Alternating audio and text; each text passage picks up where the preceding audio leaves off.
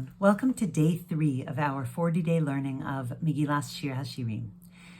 Rav Yitzchak Hutner, the Pachad Yitzchak, explains that a shir is written when there's some kind of great triumph of good over evil, like when Bnei Israel crossed the Yam Suf and the Mitzrayim were drowned in the Yam Suf. So then we wrote, or it was composed, Az Yashir Moshe, the Song of the Sea. In this case, though, there's an even greater triumph, and that is the triumph of Kedusha over the other side, the triumph of holiness over the other side. The greatest triumph of holiness is actually, though, when we take our mundane activities and we elevate them for the sake of heaven. Like when we're eating, we could just eat, or we could make a bracha and we could eat for the sake of doing mitzvahs. We could just put on certain clothing, or we could put on certain clothing with the idea that we're wearing this clothing to elevate ourselves in the service of Kedusha.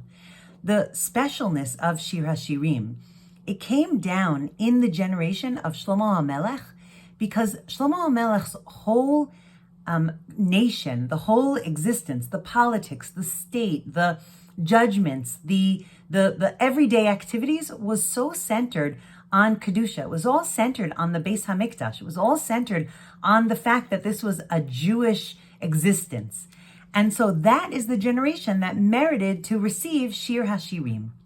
So as we learn Shir Hashirim, we should be blessed to remember that is a triumph, to take our daily lives and to dedicate them to Hashem.